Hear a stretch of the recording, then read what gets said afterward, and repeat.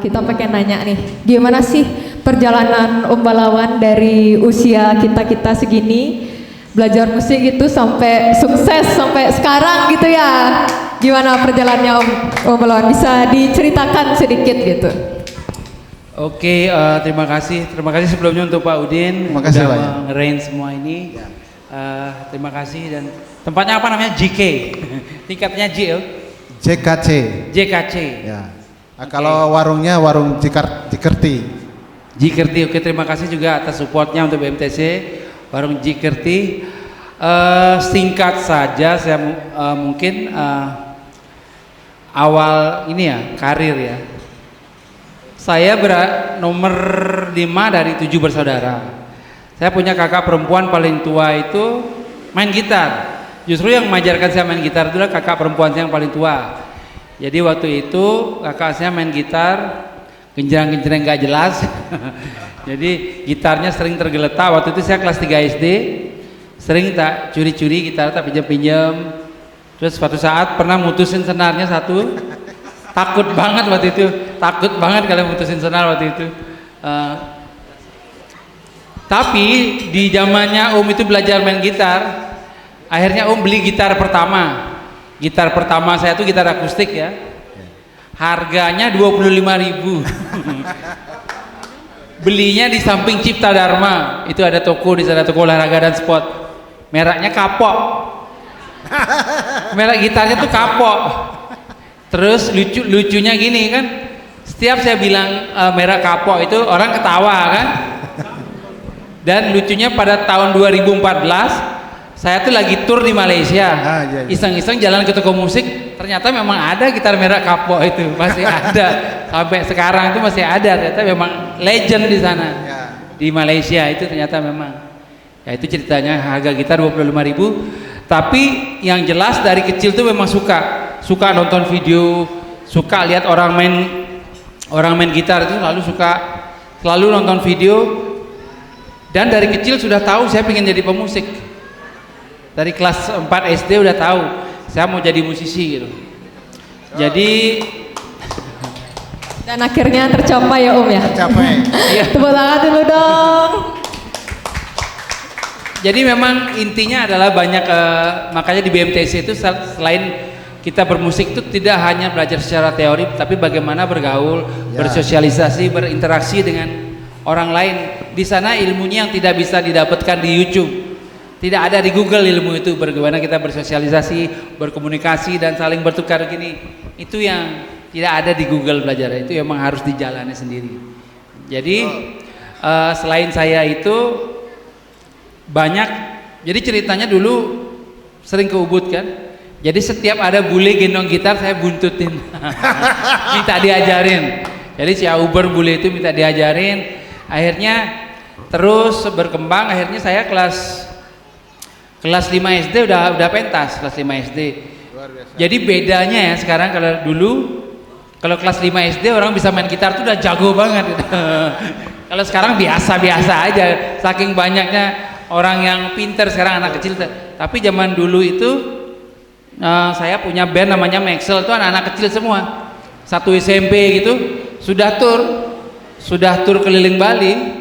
SMP namanya Maxwell Band, udah disponsori Jarum, Bentul waktu itu, udah main keliling gitu loh. Jadi kalau Om boleh jujur, jadi waktu Om mulai musik itu, Om tuh jadi juri festival band itu, Om lah jadi juri. Tahu yang ikut lomba siapa? Nano Biru, Lanang Botak, Lolot Band, Jun Bintang. Nah, Om lah jurinya, jadi ketahuan ya umurnya ya.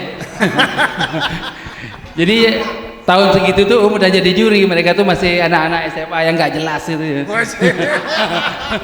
Kira-kira seperti itu. Nah terus karena sudah ini cita-cita untuk main musik udah tinggi banget, akhirnya waktu itu di Indonesia itu belum pilihannya untuk setelah tamat SMA itu adalah isi Jogja, itu adalah the best untuk belajar musik. Tapi ternyata waktu itu semuanya klasik. Musik klasik semuanya, yang Om kurang tertarik gitu loh. Akhirnya pergilah ke Sydney, Australia. Di sana tuh Om ngambil sertifikat musik, sertifikat musik selama setahun. Terus setelah waktu itu jadi ceritanya lucu. Kalau zaman dulu orang semakin berisi semakin merunduk, semakin berisi. Jadi waktu Om di Australia, sekolah musik di sana pura-pura bodoh gitu loh, pura-pura nggak bisa main, padahal udah manggung kemana-mana gitu loh. Akhirnya kalau kita pura-pura bodoh dikira bodoh beneran.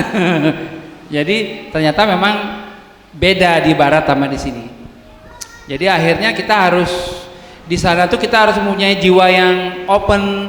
Jadi apa yang kita punya kita harus show off istilahnya gitu.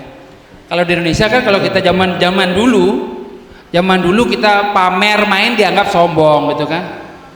Zaman dulu kan gitu, kalau kita main di depan orang, wih sok jago, kayak paling jago aja, orang selalu gitu kan. Betul. Ternyata di luar itu nggak seperti itu. Kita pura-pura bodoh dikira bodoh beneran. Kalau kita punya kemampuan harus kita perlihatkan. Dan ternyata itu benar sekarang kan. Sekarang ternyata terbalik semuanya. Semua orang show off, semua orang selfie, ingin kelihatan jago di depan. Ternyata itu sebenarnya dari dulu di barat tuh udah ada. melakukan itu sebenarnya. Nah setelah itu dapat beasiswa untuk belajar jazz di sana selama 4 tahun. Jadi dapat beasiswa, jadi sampai diploma jazz, diploma musik gitu. Nah di sana adalah yang Om dapatkan bahwa musik itu tidak hanya di atas kertas kan. Kalau di luar itu beda. Kita tuh musik itu tidak hanya di atas kertas, kita ngejar grade 1, grade 2, grade 3. Akhirnya ya hanya secara sosialisasi tidak berkembang gitu. Jadi sebenarnya musik itu selain kita belajar teori, yang seperti inilah kita jam session tuh banyak dapat ilmu, banyak dapat pelajaran seperti itu. Jadi ini sangat penting untuk kemajuan secara individu dan pergaulan juga. Kira-kira demikian, nanti sampai jam 12 kalau ngobrol.